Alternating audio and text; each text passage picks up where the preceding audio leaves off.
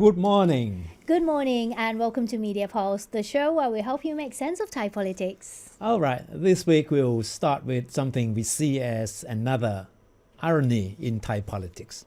Okay. Clare, you know how politicians love to talk about education because it makes them look good. And wherever they go, I mean, on the campaign trail, they would brag about giving top priority to education in their platform. But we have to admit that in reality, things are quite different. Yeah, believe it or not, when it comes to allocating cabinet portfolios, the education ministry is one of the least contested. Nobody actually wanted it. By Thai political standards, the education ministry is known as a C-grade portfolio. And that means it holds little political value and offered limited rewards when compared to such high-profile ministries as Interior, Communications, Agriculture, and Commerce. And yeah. and that's why we have never heard about politicians fighting over the education portfolio. But I would. I mean, I would want to become the education minister. I'll tell you something. A newly appointed education minister many years back confided to me that he felt very disappointed being assigned to look after the education ministry. He didn't ask for it because he was aspiring, I mean, for some other more important ministries in his eyes, right? And he said, and he told me that, he admitted to me that he would do everything he could, I mean, to make sure that his party reassign him to a more important ministry. And eventually he succeeded. It's widely known that the ministries that are often the bone of contention are ministries with huge budgets and potential for investment that would boost their popularity. I mean, the popularity of the politicians in charge of these ministries.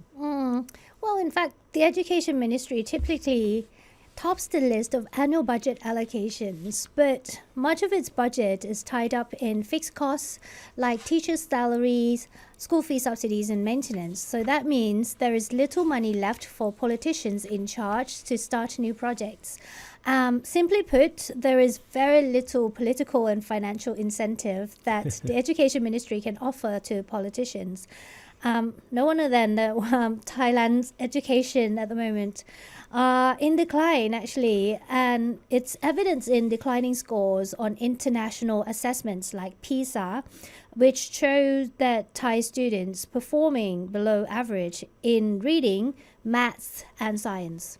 So it's quite refreshing to see that a high-profile politician with a very impressive academic record has pledged to make education a top priority of his parties, his newly formed party. So Thepchai Suwan, I'm sure you must have heard of this name, right? Yeah. A well-known academic turned politician unveiled his party called Kao Mai with some fanfare last week. Yeah. All right. The name of the party, Kao Mai, can be roughly translated as Thailand's new step forward and making education the top priority. And this is what Kun Suchachavi said at the launch of the party. Education is the core of everything. It's a game changer for Thailand.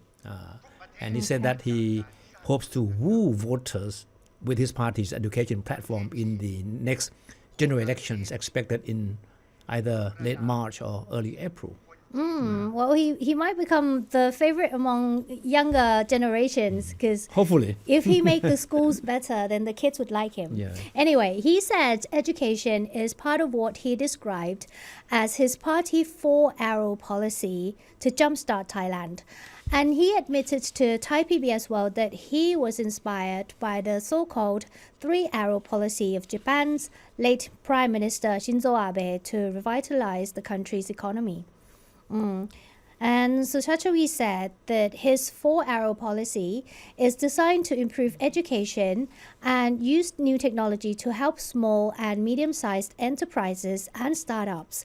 And it also aims to improve the quality of life and stamp out corruption. And Suchachavi also said that the populist policies implemented by government in the past have done nothing to help the country move forward. He described the country as being in the stage of a coma That's very, very frightening, right? And he believed that education is the only long-term answer to most, if not all, of the country's ills. Right? Suchathavi is now 53, still young, right? And he was the president of King Mongkut's Institute of Technology, Lat Krabang, before entering politics. He ran unsuccessfully as a candidate in Bangkok's governor election in 2022 under the banner of the Democrat Party. And he resigned from the party in July this year to join the newly formed Thai Kao Mai party. And also joining him in the new party is Kun Ying Galayasoponpanit, who is a former science and technology minister and a former Democrat deputy leader. Suchachawi told Thai PBS World that his party is open to joining a future coalition if it is given a chance to oversee education, technology, and innovation. So, yeah. Political observers they see him as a breath of fresh air for Thai politics. But they believe that even though the party may have an appeal with urban voters, especially with the education platform, the party would have difficulty making inroads into rural constituencies, which we know are often dominated by the so-called Bhumjaithai, big families, clans of influential politicians, local ones. So this will be quite a challenge for Suchachawi and his new party. Yes, exactly. All right, we talk about this new party, right? But now we move to a more established party, which seems to be struggling to regain its dominance, right? Yeah. Well, it was a pep talk that the Pheu Thai party of former Prime Minister Paetongtarn Shinawatra very much needed. The party has seen nothing but bad news ever since it became the core of the coalition government. So that was after the general election in 2023. It started with the ouster of Sethar Thavisin as Prime Minister by the Constitutional Court after less than 1 year in office. And then his successor, Paetongtarn, suffered the same fate a year later as a result of her disastrous phone call with the Cambodian strongman Hun Sen. And just a week later, in early September, her father, Paetongtarn's father, Kun Thaksin Shinawatra, the former Prime Minister, and who is known as the de facto leader of Pheu Thai party, was ordered back into jail to serve his 1-year sentence. And amid all that, the party was hit with a string of defections, and more MPs and members are believed to be waiting in line to leave the party and join other rival parties. So this is quite a challenge for Paetongtarn and her successor, whoever he or she will be, to stop the bleeding. Yes, and the question, I guess, now is the party, which has won every single election in the past 2 decades, now on the verge of obliteration, as many political observers and media outlets have predicted. Addressing a major gathering of the Pheu Thai party members a few days ago, Paetongtarn admitted that people had doubts about the future of her party. And this is what she said in her speech, a pep talk, I would say. Pep talk. There are people out there saying that Pheu Thai party is at its dead end, that the party is going to be wiped off in the upcoming election. Okay, and she seemed to be admitted that there were strong doubts even among the rank and file of the party about the future of it. And in fact, it was the first major meeting of the party MPs and members since Paetongtarn was ousted as Prime Minister by the Constitutional Court in late August. And political observers believe that the meeting was essentially designed to be a morale booster for Pheu Thai party members who are growing more and more uncertain with the future of the party. Yeah, the meeting was actually held under the theme Reinventing Pheu Thai, Reinventing Thailand, during which Paetongtarn expressed confidence that the party will make a strong comeback through the next general election. And Paetongtarn also unveiled the first batch of the 185 candidates for the election, which is expected to take place either late March or early April next year. Now, despite all the doubts and anxiety, the party's leadership is still optimistic that it will do well in the next elections. Yeah. To the extent that the former communication minister and the key figure of the party, Kun Suriyat Jung Rung Leung Kit, predicted that the party would sweep as many as 200 MP seats in 200? 200 seats Okay, in the next elections. Aim high. And that's quite a projection, a very ambitious projection by Kun Suriya Jungdung-Dungkit, right, who is now the director of election, the election director of the party. Ambitious because look at the number of the MPs the party has now. It has just 140 MPs. Yes. And many of them are very likely to defect to other parties leading up to the next election. Yes. So political observers believe that Kun Suriya's projection is too ambitious, largely because of the party's lackluster performance as the core of the Pheu Thai coalition government. And of course, you remember the disastrous phone call that Pheu Thai made with the Cambodian strongman Hun Sen, right? That didn't help. No, that didn't help. Well, in fact, if you do the maths, if you're aiming for 200 MPs in the House, you're going to need to have more than 200 MP candidates in order to win the election. But anyway, I don't know how they do the maths, but that's what he said. Anyway, Pheu Thai, which prided itself on being a pro-democracy party, also disappointed many of its supporters by joining hands with the pro-military parties in forming the short-lived coalition government. And just as you said, Pheu Thai's much criticized handling of the border conflict with Cambodia has also driven away many of her party's supporters. So many media commentators observed that the meeting last week organized by the party was done in quite a rush. And because they believe that the Pheu Thai wanted the meeting to be held as soon as possible because she wanted to regain confidence of the party members in the party's future.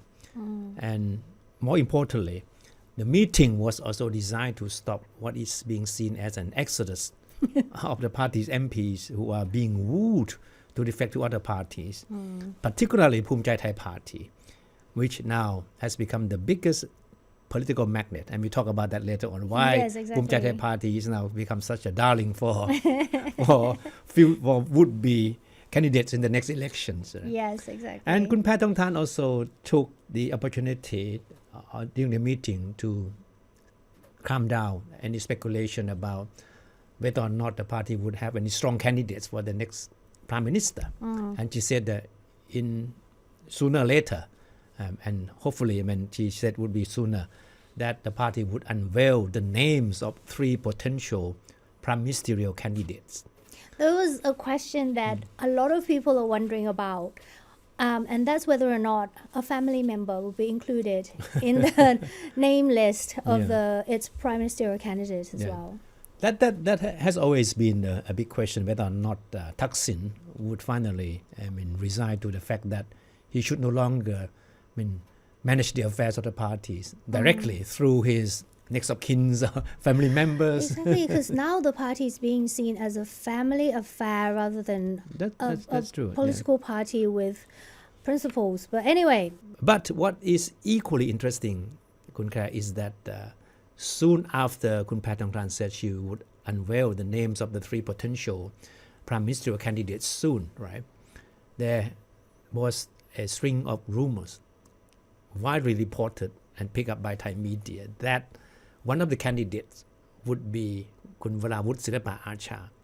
That sounds strange because Kun Varavut is not a member of Pheu Thai party. Exactly. He is a leader of Chat Thai Pathana party, which was a junior partner in the recent Pheu Thai coalition government, in which Kun Varavut was the Minister for Social Development and Human Security, right? It's interesting because the rumors was out there, but nobody wants to confirm or deny it. I had a chance to communicate with Kun Varavut himself, and he said, well, for the time being, I'm still being committed to staying with Chat Thai Pathana. And as to the future of the party, we have to talk to the 10 MPs of the party to find out what their thought will be. So it's neither confirmation nor denial. Yeah, but you know what? It'll be very difficult for him to leave the party because it was the political party that his father founded. That's right. And he grew up with it, so it will be quite something. No, I think because he knows that the next election will be very tough for his party, which is a small side party. Yeah. And the party now has only 10 MPs. And to be able to maintain that level of support from the constituencies is already a big question mark. Right. And given the much tougher competition coming up in the next election, I think he sees writing on the wall that it's about time that he would look for another greener pasture. Right. But yeah, it's important to emphasize that at the moment he neither confirms nor denies the possibility. Now, let's talk about the Democrat Party. We've been talking about this for weeks now. So the question is still unanswered. Will he or will he not return to retake the helm of the Democrat Party? Yeah. We're talking aboutคุณอภิสิทธิ์เวชชาชีวะ Yes. Right?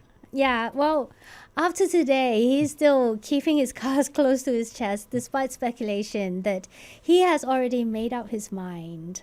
The party is actually scheduled to elect a new leadership next Sunday, which is October 18th.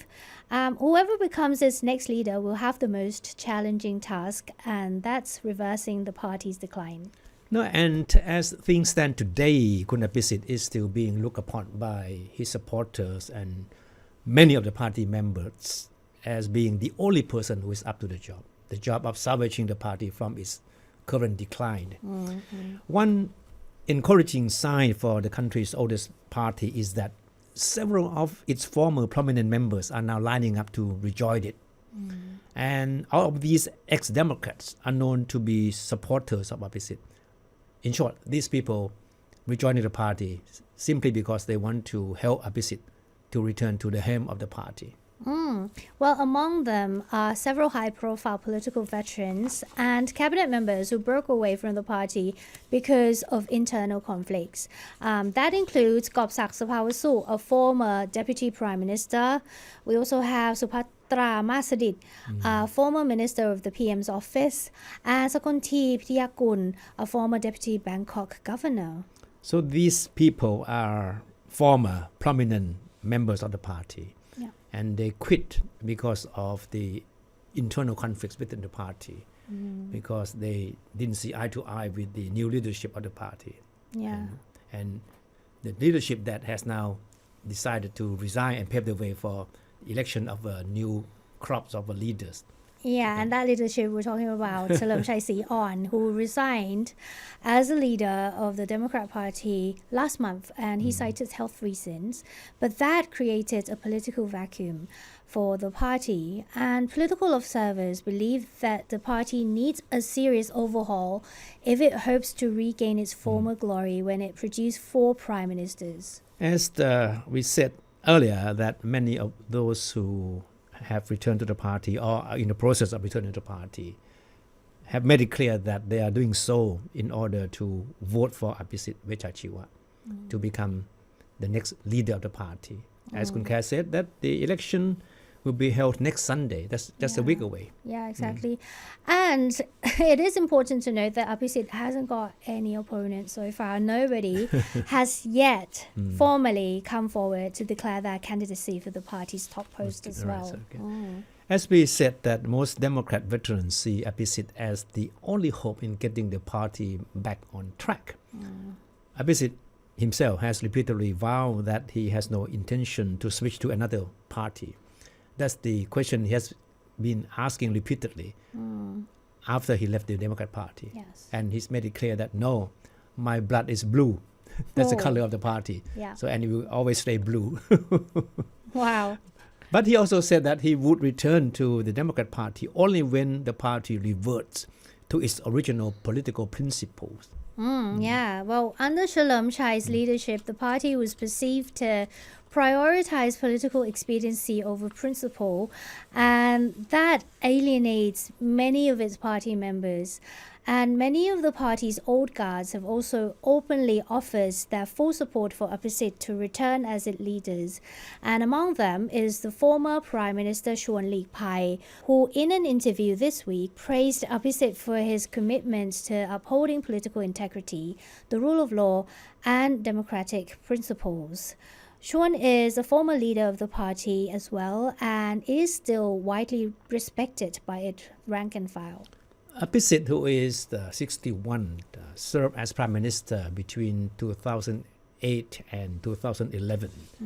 He led the Democrat Party from 2005 until he resigned following the party's poor performance in the 2019 election.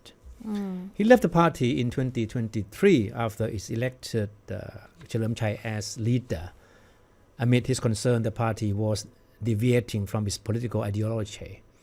Under Thepchai and its new leadership, the party later joined the government led by the Pheu Thai party, which was once the Democrat Party's nemesis. And, torn by internal conflicts, the Democrat is already a pale shadow of its old self. It now has only 25 MPs in the House of Representatives, which is a sharp contrast from 165 MPs it had when Apisit was the party leader in 2007. The poor performance in the last general election was attributed to the lack of appeal and clear political stand of its leadership under Thepchai. If Kun Apisit really makes it back to the party, the Thai media have speculated that Kun Nonpan Lamsam, the president of the Football Association of Thailand, will be approached to help Apisit in reviving the Democrat Party by becoming its Secretary General. Well, Nonpan has been making headlines with her roles in sports, and she's 60 years old and is a former businesswoman and is no stranger to politics as well because she was a long-term member and a deputy secretary general of the party before quitting.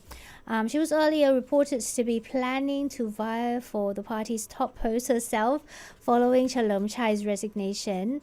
And now her supporters are waiting to hear whether she would be content with being number 2 of the party under Apisit. Now that we have talked about 3 parties, Yes. right? It would be a sin not to talk about the man of the hour, The favorite. and the party that has become the biggest magnet these days, right? We are talking about Kun Anutin Chanvirakul, the Prime Minister, and his party, Bhumjaithai party. Yeah, it's been in office for just over a month and seems to be gaining a lot of popularity among Thai politicians. Media reports suggest that his Bhumjaithai party is now the biggest political magnet, attracting MPs from other political parties and is projected to be a major player in the next election. Hardly a day goes by without some MPs of certain parties wanting or making clear that they want to join Bhumjaithai party now. Yes. We have many, but today we're going to talk about Ekanath Phompan because I think he's interesting. He was the former Minister of Industries in Pathongthan Shinawat's government. And it's not just Ekanath who is joining hands with Anutin. He is also bringing scores of MPs from the United Thai Nation Party as well. It is important to note that the party was formed by supporters of the People's Democratic Reform Committee, or better known as PDRC, or even better known as the Yellow Shirts Movement. Yeah, we all know that. So when it joined the Sethar Thavisin coalition last year, there was some kind of backlash from its original supporters because the Pheu Thai party and the United Thai Nation Party, they are parties of totally different political colors. Exactly. Yeah. Remember the United Thai Nations Party's got a nickname, and that nickname was Prayut's Party.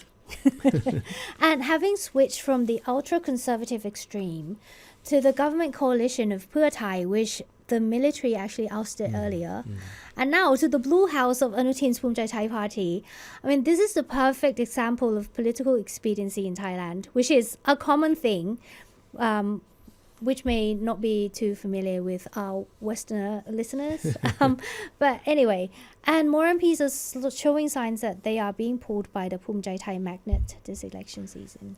the main reason why Bhumjaithai party has suddenly become a new magnet is because of the prospect that the party will sweep the next elections, which is expected to take place in either late March or early April. Yeah. And Bhumjaithai party is now positioning itself as being a new force of conservatism. Yeah. Well, the political tailwind may be blowing in Anutin's favor, but the newly appointed Prime Minister recognizes that he hasn't got much time in office. Therefore, he has been putting in the hard work as well. This week, Justice Pheu Thai visited the flood-affected areas in Uttarakhand province. Anutin went to inspect floods in the upper central provinces of Thailand, including Phichit, Chainat, and Singburi.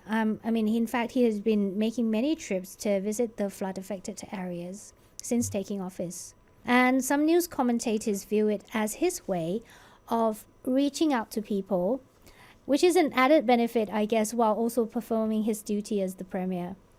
No, and on top of the office work and road trips, Prime Minister Anutin still goes on his flying missions, as he has been doing for many, many years now. Yeah.